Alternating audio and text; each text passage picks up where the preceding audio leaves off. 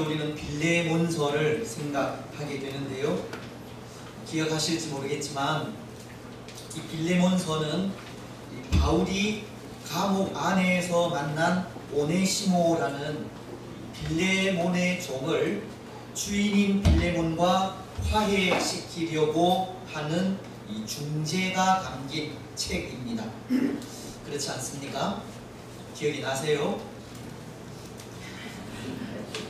비록 이 오네시모는 그의 주인인 빌레몬을 배신하고 그에게 금전적인 손해를 끼치고 도망을 하였지만 감옥 안에서 바울이라고 하는 영적인 아버지를 만나게 되었고 바울을 통해 구원의 복음을 전해 듣고는 하나님의 자녀가 되었기 때문에 오네시모의 그 잘못을 용서하고 이제는 예수 그리스도 안에서 한 형제로 받아달라는 내용의 편지가 이 빌레몬서라는 겁니다. 그래서 이 말씀을 통해서 우리는 두 가지를 생각한 것 같은데요. 그것도 잊어버리셨죠? 그 하나는 복음은 누구에게나 평등하다는 겁니다. 주 예수의 몸으로 감옥에 갇힌 오네시모가 하나님의 자녀가 된 것이 전적으로 복음을 통해서 이루어진 일이듯 복음은 가난한 사람에게나 부한 사람에게도 지식이 있는 사람에게나 지식이 없는 사람에게도 누군가의 얽매인 종에게나 자유인에게도 어린아이에게나 연로한 분들에게도 평등하다는 것. 오늘 우리 역시도 누구에게나 평등한 복음을 통해 구원의 은혜를 누리고 있는 겁니다. 또 하나 말씀을 통해 우리가 생각한 것은 이 복음으로 인해 우리는 누구에게나 동일한 대우를 해야 한다는 겁니다. 때로 바울이 중재자로서 오네시모와 빌레몬을 중재하며 나아갈 때 하나님께서 그에게 주신 그 영적인 권위를 가지고 강요하듯 그렇게 요구할 수도 있었지만 바울은 강요가 아닌 사랑으로 권면하는 모습을 통해 복음 안에서는 누구를 대하든 동일한 마음으로 대해야 할 것을 보여준 것입니다. 그래서 누구에게나 평등한 복음으로 인해 하나님의 자녀가 되고 또 누구에게나 평등한 복음으로 인해 모든 사람이 이 차별이 없다는 것이 우리가 지지난 주일 생각한 말씀이었습니다. 그렇습니다. 사랑하는 여러분, 이 복음은 누구에게나 평등합니다. 복음 안에 있는 자는 차별이 없습니다. 모두가 평등하고 동일한 대우를 받아야 합니다. 오늘 우리는 이 복음의 이 평등함을 분명히 기억하시기 바랍니다. 오늘 우리는 또 하나 이 누구에게나 평등한 복음이 주는 또 다른 은혜를 생각하고자 하는데요. 그것은 바울이 오네시모와 빌레몬을 중재하는 그 중재자로서 가진 모습을 통해서입니다. 세 부분으로 그것을 생각하려고 하는데요. 먼저 17절로 19절을 통해 바울은 그 중재에 자신의 온 힘을 다 기울이는 모습을 보여주고 있습니다. 다시 말씀을 드리면 오네시모라고 하는 감옥 안에서 낳은 그의 영적인 아들을 구원하는 일에 최선을 다하는 모습을 볼 수 있다는 겁니다. 예수 그리스도의 이름으로 영적으로 맺어진 그 관계를 더욱 확고하게 하려는 바울의 모습을 볼 수 있다는 것으로 오늘 말씀은 오네시모가 빌레몬에게 끼친 손해까지 이 바울이 변상하려고 하는 그 모습을 통해서 그것을 알 수가 있는 겁니다. 18절은 이렇게 말씀하고 있지 않습니까? 그가 만일 내게 불의를 하였거나 내게 빚진 것이 있으면 그것을 내 앞으로 계산하라. 지난 시간에도 잠시 말씀을 드렸지만 이 오네시모는 주인인 빌레몬의 물건을 훔쳤거나 아니면 금전적인 문제로 인해 갈등이 있었고 그것으로 인해 도망을 하다 붙잡혀서 감옥에 갇힌 것으로 생각이 되는데요. 바울은 빌레몬이 오네시모로 인해 받은 이 금전적인 손해를 보상하겠다라고 하는 겁니다. 오네시모가 진 빚이 무엇인지 그것을 다 바울이 갚겠다는 겁니다. 근데 여러분, 그런 것 같습니다. 오늘 바울은 금전적인 문제가 있다면 그것을 자기가 보상하겠다고 하지 않습니까? 이 말을 통해서 중재자의 역할이 무엇인지 알 수 있을 것 같다는 겁니다. 피해자에게 하는 그 금전적 보상을 통해 이 중재자의 역할이 변상의 역할도 있음을 알 수 있다는 겁니다. 죄를 사하는 일에는 이 잘못에 대한 변상과 보상이 따라야 하고 변상과 보상이라고 하는 희생을 치러야 용서를 받게 된다는 겁니다. 무슨 말씀이냐 하면 죄에는 반드시 대가가 따르는 것이기에 그 대가가 금전이든 생명이든 그 어떤 것으로도 변상이 되어야 한다는 겁니다. 그래서 중재자의 역할이 그렇게 변상하는 역할도 있다는 겁니다. 중재자로서의 역할을 감당하기 위해서는 반드시 보상이나 변상이라고 하는 희생과 헌신도 각오하여야 한다는 겁니다. 이것을 조금 더 쉽게 설명을 드리자면 예수님을 비유로 설명을 할 수 있을 것 같은데요. 여러분, 예수님은 하나님과 우리 사이의 중보자가 되시지 않습니까? 여기 중보자는 중재자와도 같이 중간에서 어떤 한 역할을 하는 분으로 디모데전서는 2장 5절을 통해 이렇게 말씀하고 있습니다. 하나님은 한 분이시요 또 하나님과 사람 사이에 중보자도 한 분이시니 곧 사람이신 그리스도 예수라. 예수님은 하나님과 우리 사이에 유일한 중보자가 되신다는 말씀입니다. 근데 중보자로서 예수님의 역할에 대해 시편 51편 5절을 통해서 이렇게 설명을 할 수 있을 것 같습니다. 말씀은 이렇게 기록하는데요. 내가 죄악 중에 출생하였으며 어머니가 죄 중에서 나를 잉태하였나이다.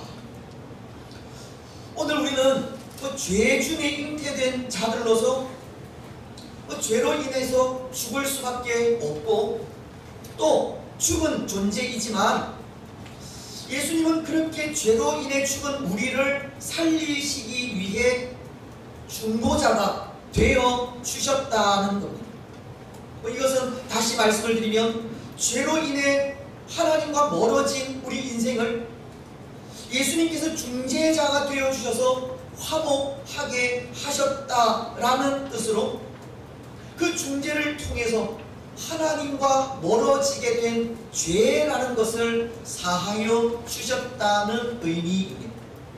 마치 오늘 죄로 인해 옥에 갇힌 오네시모를 위해 바울은 이 빌레몬과의 화해의 중재를 선 것이고 또 그 일을 위해서 오네시모가 빚진 것을 바울이 대신 갚아주는 것과도 같은 겁니다. 예수님은 죄로 인해 죽은 우리와 하나님과의 화목을 위하여서 중재자로, 중보자로 자처하셨다는 겁니다. 그래서 예수님께서도 중재자로서 바울이 오네시모의 그 빚을 갚아주겠다라고 한 일과도 같은 일을 하신 것이 있지 않습니까? 우리 죄를 대신하여 십자가 위에서 피 흘려 주신 희생입니다. 예수님은 십자가의 죽음으로 우리의 그 죄 값을 우리 대신 물어 주신 겁니다. 예수님의 십자가 죽음은 우리 대신 죽으신 대속적 죽음이라는 겁니다. 그래서 요한 1서는 4장 10절을 통해 이렇게 말씀하고 있습니다. 사랑은 여기 있으니 우리가 하나님을 사랑한 것이 아니요 하나님이 우리를 사랑하사 우리 죄를 속하기 위하여 화목 제물로 그 아들을 보내셨습니다. 예수님은 하나님과 우리 사이의 화목을 위해, 다시 말씀을 드리면 중재를 위하여서 자신이 스스로 속죄 제물이 되신 겁니다. 예수님은 중재자로서 우리 죄를 사하시고 하나님과 화평하게 하시기 위하여 십자가의 죽음이라고 하는 엄청난 대가를 치러 주신 겁니다. 그래서 예수님의 그 십자가 희생으로 지금은 우리가 하나님과 화목하게 되지 않았습니까? 로마서 5장 1절이 이렇게 말씀하고 있기 때문입니다. 그러므로 우리가 믿음으로 의롭다 하심을 받았으니 우리 주 예수 그리스도로 말미암아 하나님과 화평을 누리자. 예수님께서 화목 제물이 되심으로 우리와 하나님과의 관계가 화목하게 되었기에 화평을 누리며 살아가라는 말씀입니다. 오늘 우리는 십자가로 우리를 하나님과 화목하게 하신 예수님으로 인해 마음껏 하나님을 만나야 하고 하나님 앞에 나와서 마음껏 부르짖으며 하나님의 은혜를 간구해야 하는 겁니다. 히브리서는 10장 19절을 통해 이렇게 말씀하십니다. 그러므로 형제들아 우리가 예수의 피를 힘입어 성소에 들어갈 담력을 얻었나니. 말씀은 오늘 우리가 예수님의 그 피를 힘입어서 성소에 들어갈 담력을 얻었다고 하십니다. 예수님의 그 십자가 희생으로 담대하게 하나님을 만날 수 있는 길이 열리게 되어졌다는 겁니다. 예수님이 흘리신 그 피를 믿음으로 우리는 이미 하나님과 화목하게 된 것입니다. 그래서 우리는 예수님으로 인해 마음껏 하나님을 만나야 한다는 겁니다. 예수님의 십자가가 하나님과 우리 사이를 화목하게 만들었기 때문입니다. 여러분, 오늘 바울이 오네시모를 위해 그가 지은 죄에 대해 자신이 보상하겠다고 하는 것이 바로 그런 의미라는 겁니다. 계속적인 의미를 가진다는 겁니다. 중보자로서의 역할을 감당하는 겁니다. 오네시모로 인해 생긴 빌레몬의 그 금전적인 문제를 바울이 보상하겠다고 하면서 오네시모의 죄를 용서해 달라고 하는 겁니다. 그것으로 빌레몬과 화해시키려 하는 겁니다. 그렇습니다. 사랑하는 여러분, 오늘 바울은 오네시모의 중재자로서 오네시모의 죄의 값을 그가 대신 치러준다고 하듯이 예수님은 우리의 죄의 값을 치르기 위하여 십자가를 지셨습니다. 우리 죄를 사하시고 하나님과 화평하게 하며 우리에게 영원한 생명을 주시기 위하여 십자가를 지신 겁니다. 오늘 우리는 십자가가 우리 죄의 값이다는 것을 기억하시기 바랍니다. 그리고 십자가로 인해 하나님과 우리와의 관계가 화목하게 되었다는 것도 아시기 바랍니다. 그래서 날마다 담대하게 하나님 앞에 나와 하나님 앞에 하나님 그 존전에 서시고 하나님을 만나시며 하나님께 우리의 모든 마음을 내어놓고 기도하시기 바랍니다. 이제 또 하나, 십자가는 우리의 죄의 값이고 또 바울이 오네시모를 위해 그렇게 중재자로서의 역할을 한 것을 보면서 그것은 전적으로 이 사랑이라는 것을 생각하게 됩니다. 십자가는 사랑이고 오늘 바울이 오네시모와 빌레몬의 중재자로 나선 것도 사랑에 의한 일이라는 겁니다. 여러분, 사실 이 오네시모가 이 빌레몬에게 이 갚아야 하는 이 금전적인 보상이 적지 않을 것이라 생각이 되는데요. 이 바울도 지금 감옥 안에 있는 입장에서 그 문제를 해결한다는 것이 쉬운 일은 아니었으리라 생각을 합니다. 하지만 굳이 바울이 오네시모를 위해서 그렇게 금전적인 보상까지 하겠다고 나선 것은 그런 뜻이 아닐까 생각이 됩니다. 감옥 안에서 낳은 또 한 사람의 영적인 아들 오네시모에 대한 사랑이 그만큼 크다는 것을 가르치는 것이 아닐까 한다는 겁니다. 바울은 오네시모에 대해 가진 사랑만큼 그가 보상해야 할 금전적인 손실도 아깝지 않다는 생각을 가졌다는 겁니다. 다시 말씀을 드리면 사랑이 크면 클수록 손해도 고통도 얼마든지 감수할 수 있다는 겁니다. 사랑이 크면 클수록 희생도 감수할 수 있고 죽음까지도 얼마든지 감수할 수 있다는 겁니다. 우리를 향하신 예수님의 사랑이 그러하지 않습니까? 예수님은 십자가 위에서 참 아픈 죽음을 죽으셨는데요. 그 아픈 죽음을 죽으시기까지 그 속에 우리를 향한 사랑이 얼마나 큰지를, 얼마나 큰 사랑이 담겨져 있는지를 우리에게 보여주는 겁니다. 때로 오늘 우리는 오네시모와도 같이 죄 가운데 거하기를 좋아하고 주인이신 하나님의 사랑을 깨닫지 못해 하나님을 떠나 도망하기도 하며 늘 하나님의 나라에 손해를 끼치는 존재이지만 하나님은 그런 우리를 위해서 아들이신 예수님을 십자가에 내어주셨고 아들이신 예수님은 그런 우리를 위해 십자가 위에서 온갖 고통과 모욕을 당하시다가 죽기까지 하신 겁니다. 우리를 향하신 성부, 성자 하나님의 사랑이 얼마나 큰 사랑인지를 가르쳐 주는 겁니다. 오늘 우리에 대한 사랑이 지극하시기에 그 사랑으로 예수님은 죽음까지도 감수하게 되었다는 겁니다.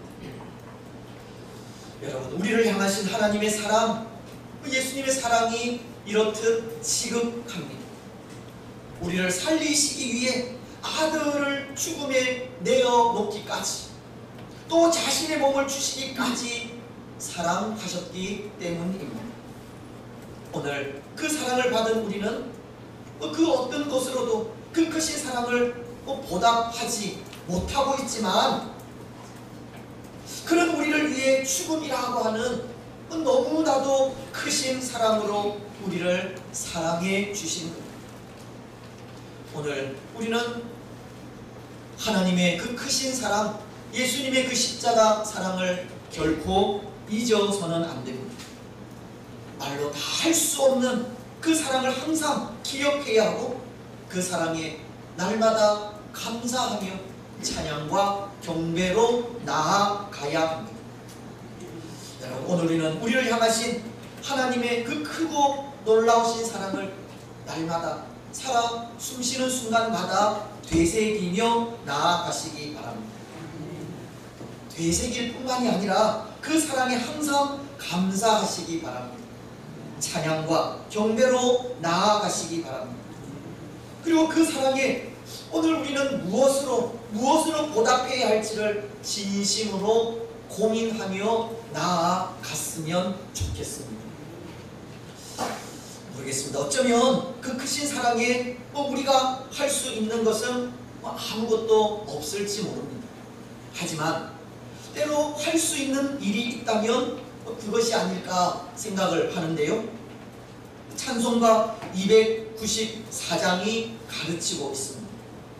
예수님의 참된 사랑을 알고 주께 나와 고난 우리의 영혼을 맡겨서 구원을 얻는 일입니다. 찬송가 294장은 사절을 통해 이렇게 찬송하지 않습니까? 이 사랑에 감사하여 곧 주께 나오라. 고난 영혼 주께 맡겨 구원을 얻으라. 하나님은 사랑이라 죄악에 빠졌던 우리까지 사랑하니 참 사랑 아닌가.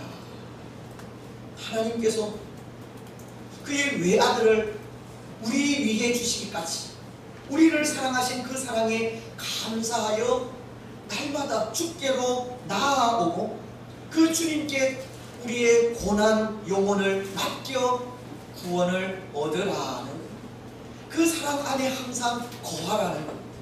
그리고 더 나아가 오늘 세상 속에서 갈 바를 알지 못하고 방황하는 자들을 그 사랑으로 주께로 인도하라고 하시는 것. 하나님의 그 크신 사랑에 우리가 해야 할 일이 있다면 늘 기쁨으로 하나님 앞에 나와 하나님을 찬양하고 많은 사람들을 하나님께로 인도하는 일입니다. 우리가 받은 사랑이 있다면 그 사랑이 정말 큰 사랑이라고 고백한다면 그 사랑에 감사하면서 그 사랑을 또 다른 사람들에게 베풀어야 한다는 겁니다. 그래서 그것도 우리가 베푸는 그 사랑도 예수님이 우리를 지극히 사랑하셔서 십자가에서 죽으시기까지 사랑한 것처럼 우리 역시도 그 사랑의 깊이를 깨닫고 받은 사랑만큼 깨달은 사랑만큼 그 사랑을 전하며 나아가야 하는 겁니다. 이것은 달리 말씀을 드리면 오늘 우리가 그 사랑을 전심으로 전하며 나아가지 않으면 그 사랑을 깊이 느끼지 못하고 있다는 것과도 같은 겁니다. 여러분, 예수님은 예수님의 발 곁에 서서 울며 눈물로 그 발을 적시고 자기 머리털로 닦고 그 발에 입 맞추고 향유를 부은 여인에게 누가복음 7장 47절을 통해 이렇게 말씀하셨습니다. 이러므로 내가 네게 말하노니 그의 많은 죄가 사하여졌도다. 이는 그의 사랑함이 많음이라. 사함을 받은 일이 적은 자는 적게 사랑하느니라. 때로 바리새인들이 그 죄인인 그 여인을 정죄하면서 예수님의 발에 향유를 부은 그 일을 비방하자 예수님은 베드로에게 이 말씀을 하신 것인데요. 이 여인은 예수님께 받은 사랑이 크고도 큰 사랑인 줄 알았기에 향유 담은 옥합을 깨뜨려 예수님의 발에 붓기까지 하였다는 것.